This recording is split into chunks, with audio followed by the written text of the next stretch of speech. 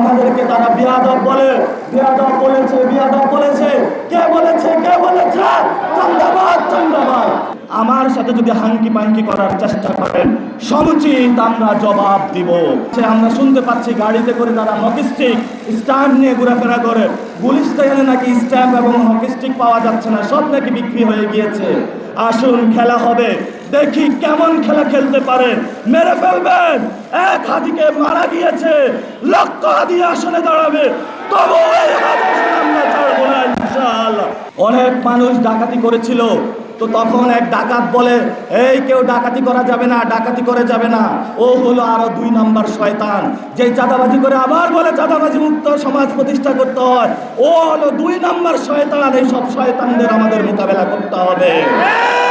শাপলাতে যখন আলেমরা আন্দোলন করতেছিল, এত বড় গ্যাংস্টার হয়েছেন, এত বড় কিছু হয়েছেন, ওই রাতে তো আলেমদের সমর্থনে আপনি এগিয়ে যান নাই। আপনার মতন ধোঁকাবাজ, প্রতারক খালেদা জিয়াকে যখন জেলে নেওয়া হয়েছিল, ঢাকা শহরে আপনার পোস্টার চেয়েছে খালেদা জিয়ার, আপনি একটি পোস্টার উঠান নাই। ইশরাক হোসেন বলে যে চান্দাবাজ মুক্ত ঢাকা করতে হবে। চান্দা করে এখন মুখে আবারই শুরু করেছে চান্দাবাজি। ওই যে চুরি করতে যায়, চোর বলে কেউ চুরি করবেন না, এটা করতে করতে সে চুরি করে।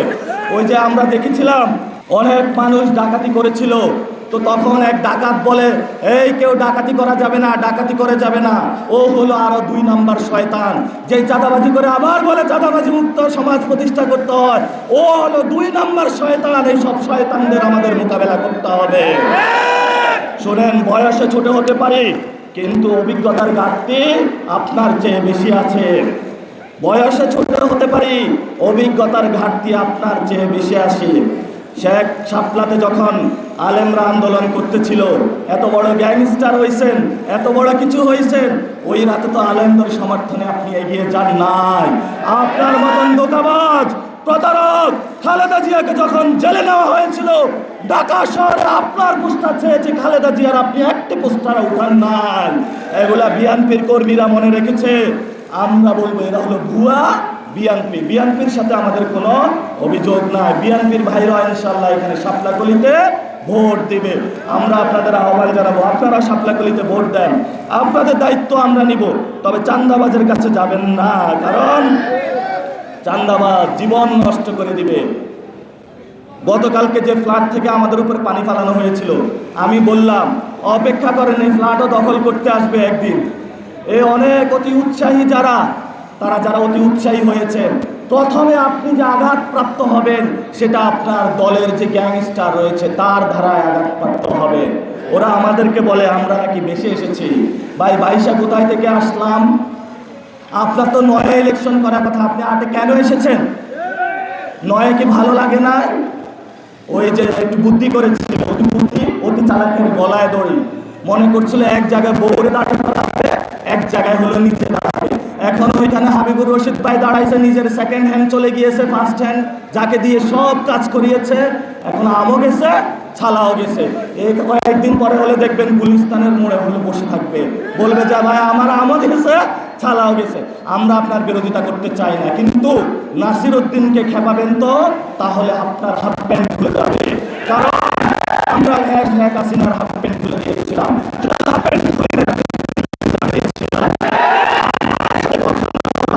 আপনি করতে চাইলে অন্য কোথাও গিয়ে করেন।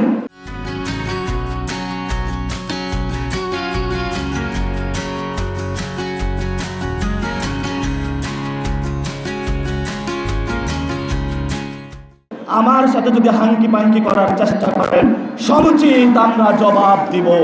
কারণ আমি এক আল্লাহ ছাড়া কাউরে ভয় পাই না। তোমার টাকা আছে, আমরা শুনতে পাচ্ছি গাড়িতে করে তারা হকিস্টিক স্ট্যাম্প নিয়ে ঘোরাফেরা করে। গুলিস্তানে নাকি স্ট্যাম্প এবং হকিস্টিক পাওয়া যাচ্ছে না, সব নাকি বিক্রি হয়ে গিয়েছে। আসুন খেলা হবে, দেখি কেমন খেলা খেলতে পারেন। মেরে ফেলবেন। এক হাদিকে মারা গিয়েছে, লক্ষ হাদি আসনে দাঁড়াবে, তবু এই হাদিস আমরা ছাড়বো না ইনশাআল্লাহ। সবাই ঐক্যবদ্ধ আছেন? ওরা বলেছে আমাদেরকে আমরা নাকি বিয়াদব।